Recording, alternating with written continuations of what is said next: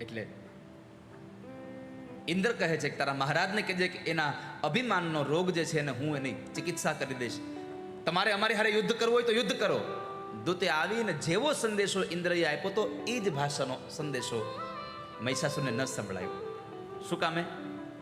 દૂતની એક ફરજ છે કે અમુક ભાષા એનાથી ન વપરાય.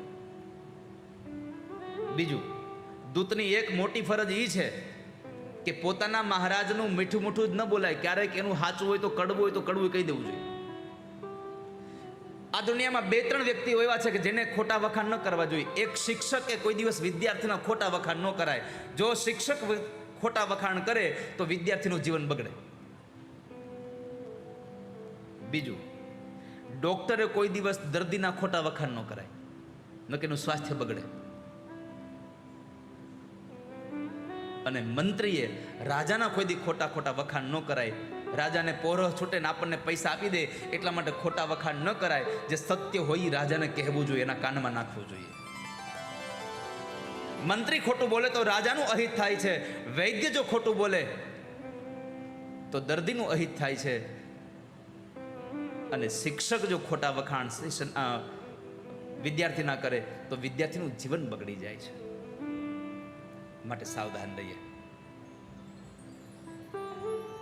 દૂતે કહી અને જે ઇન્દ્રએ આપ્યો તો એ સંદેશો લઈને આવે છે. મહારાજ, હું તમને જે કહીશ એ સત્ય કહીશ. પછી તો દૂતે ઇન્દ્રનો સંદેશો આપ્યો અને એ દૂતના મોઢામાંથી ઇન્દ્રના સંદેશાને લઈ અને મહિષાસુર ક્રોધે ભરાયો. પછી પોતે પોતાના સૈન્યને લઈ અને ઇન્દ્ર સાથે યુદ્ધ કરે છે. ઇન્દ્રની સાથે યુદ્ધ કર્યું. એમાં દેવ અને દાનવનું ભીષણ યુદ્ધ થયું. અનેક પ્રકારના શસ્ત્ર અસ્ત્રોથી યુદ્ધ થાય છે. બાણ, તલવાર, ભાલા. સાંભળજો, દેવો અને દાનવના યુદ્ધની અંદર જે વપરાયા હતા એ શસ્ત્રોના નામ લખ્યા છે દેવ ભાગવતમાં. બાણ, તલવાર, ભાલા, મુસલ, પરશુ, ગદા, પટ્ટીશ, શૂલ, ચક્ર, શક્તિ, તોમર, મુદગર, ભિંદીપાલ, હલ અને અત્યંત એવા ભયંકર શસ્ત્રોથી દેવ અને દાનવનું યુદ્ધ થયું. અને એમાં મહિષાસુરનો મુખ્ય જે સૈન્ય હતો તામ્ર, એ જ્યારે ઘાયલ થયો એટલે મહિષાસુર પોતે યુદ્ધની અંદર આવે છે અને દેવ અને દાનવનું યુદ્ધ થયું. અને એ યુદ્ધની અંદર ખૂબ સંહારના અંતે દાનવ જીતા છે. મહિષાસુર અંતે જીતો છે, કારણ કે એને બ્રહ્માજીનું વરદાન હતું કે તું દેવ, દાનવ અને માનવથી કોઈનાથી તું હારી નહીં શકે. તું બધાને જીતી જવાનો છે, કોઈ તને મારી નહીં શકે. એટલે ઇન્દ્રનું જે સ્વર્ગનું રાજ્ય હતું એ મહિષાસુરે લઈ લીધું. ઇન્દ્રને સાથે લઈને બ્રહ્માજી અનેક લોકમાં ફરતા રહ્યા. એમાં વૈકુંઠમાં ગયા, ભગવાન નારાયણ પાસે, કૈલાસમાં ભગવાન મહાદેવજી પાસે ગયા, શિવ પાસે ગયા. ભગવાન નારાયણની સ્તુતિ કરે, ભગવાન પ્રસન્ન થાવ. ભગવાન નારાયણ જ્યારે પ્રસન્ન થયા, નારાયણે પૂછ્યું શું થયું દેવો? તો ઇન્દ્રએ બધી જ વાત કરી કે આવી ઘટના ઘટી છે, હવે શું કરવું? ભગવાન શંકર, બ્રહ્મા, વિષ્ણુ બધા દેવોની મીટિંગ, સભા ભરાણી. અને એ સભાની અંદર ભગવાન નારાયણે એક પ્રસ્તાવ રાખ્યો કે બ્રહ્માએ આપેલું વરદાન એને છે કે સ્ત્રી સિવાય એને કોઈ મારી નહીં શકે. એને સ્ત્રી શક્તિ સિવાય કોઈ મારી શકવાનું છે નહીં. એટલે આપણે યુદ્ધ કરીશું તો આપણે દુઃખિત થવાના છીએ. દેવતાઓ દર ભટકતા હતા. એટલે ભગવાન નારાયણે એક ઉપાય આપ્યો કે આપણે આવો એક કામ કરીએ, આપણે એક યજ્ઞ કરીએ અને એ યજ્ઞમાંથી આપણે બધાય પોતાના શરીરમાંથી એક એક તેજને અંદર પધરાવે અને એ સ્ત્રી શક્તિ જ કદાચ મહિષાસુરને મારી શકશે. એ શક્તિ આપણું કલ્યાણ કરશે. ભગવાન બ્રહ્માદિક દેવતાઓ બધા બેઠા છે અને એવા સમયે યજ્ઞ કરે છે. યજ્ઞને આ બાજુ મહિષાસુર સ્વર્ગની અંદર પોતાનું રાજ્ય ભોગવી રહ્યો છે. મદિરા પાન કરી મદોન્મત્ત થવા લાગ્યા છે. અને આ બાજુ દેવતાઓ માં જગદંબાનો ચંડી યજ્ઞ કરે છે, માં દુર્ગાનો યજ્ઞ કરે છે. જ્યારે ભગવાન બ્રહ્માદિક દેવતાઓ એક પછી એક આહુતિ આપતા હતા ત્યારે ભગવાન બ્રહ્માના શરીરમાંથી એક રંગ નીકળ્યો, લાલ રંગ. રક્તવર્ણ શુભાકારમ પદ્મરાગમણિ પ્રભમ. ભગવાન બ્રહ્માના શરીરમાંથી એક તેજ નીકળ્યું, લાલ રંગનું, યજ્ઞકુંડમાં ગયું છે. ત્યાર પછી ભગવાન શંકરના એક શરીરમાંથી એક ચાંદીના વર્ણ જેવું એક તેજ નીકળ્યું. ભગવાન વિષ્ણુ નારાયણના શરીરમાંથી એક નીલ વર્ણ નીકળ્યો છે, નીલ કરણ નીકળ્યો અને એ પણ યજ્ઞમાં ગયો. આમ દરેક દેવતાઓના શરીરમાંથી એક એક રંગ નીકળ્યો, એક એક તેજ નીકળ્યું. તેજ યજ્ઞમાં હોમાયું છે અને એ તેજમાં દેવતાઓ માની સ્તુતિ કરે છે.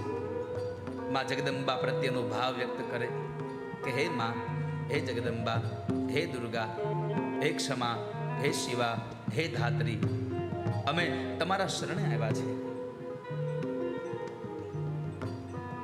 અમે તમારી પાસે માં અમારું કલ્યાણ કરો. દેવતાઓ દર દર ભટકતા હતા. માં જગદંબાની આરાધના કરીને કહે છે, તારા સિવાય જગમાં નથી કોઈ મારું, સાચા સગા ભગવતી તુજને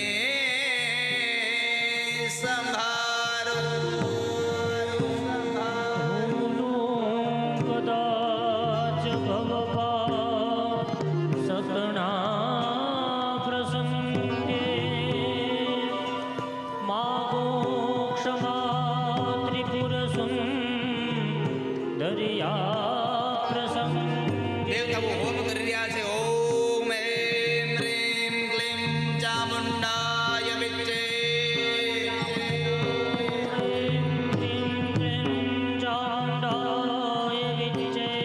યા દેવી સર્વભૂતેષુ માતૃરૂપેણ સંસ્થિતા,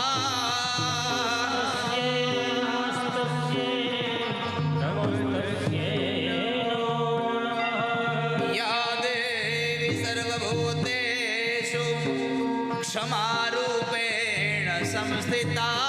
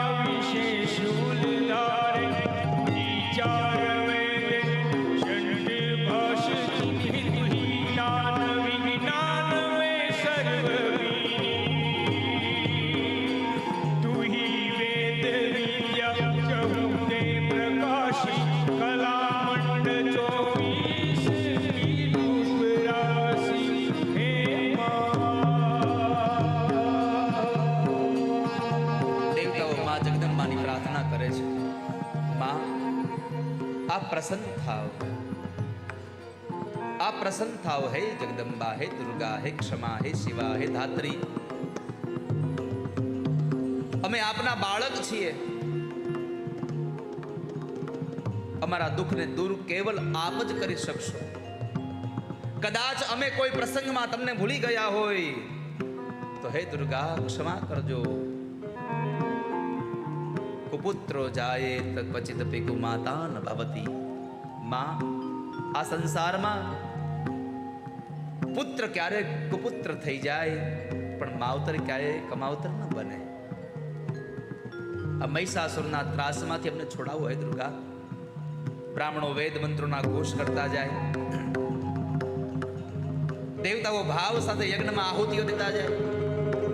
એક એક દેવતાઓના શરીરમાંથી એક એક તેજ નીકળી યજ્ઞમાં જતું રહ્યું અને એ યજ્ઞના કુંડમાં જયા જે તેજ ગયા એ તેજનો એક પુંજ પ્રગટ થાય અને એ તેજના પ્રગટમાં એક સ્ત્રી રૂપ માં જગદંબા ધારણ કરે અને એ સ્ત્રી રૂપને લઈ અષ્ટાદશ ભુજા દેવી સહસ્ત્ર ભુજ મંડિતા સંભુતા સુરનાશાય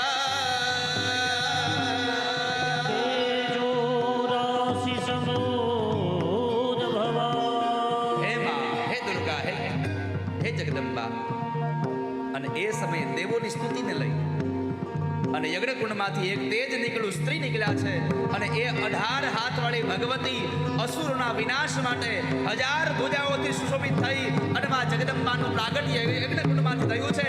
બોલીએ જગદંબા માતા કી.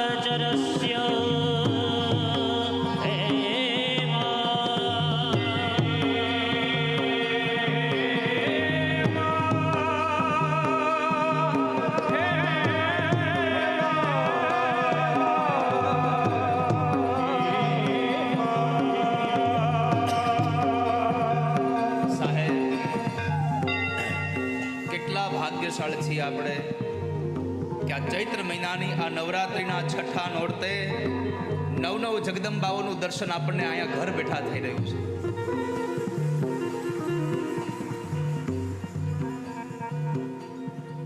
નવ દુર્ગાના પ્રાગટ્યની આ વાતો આ ગ્રંથોમાં ભરી છે. આપણને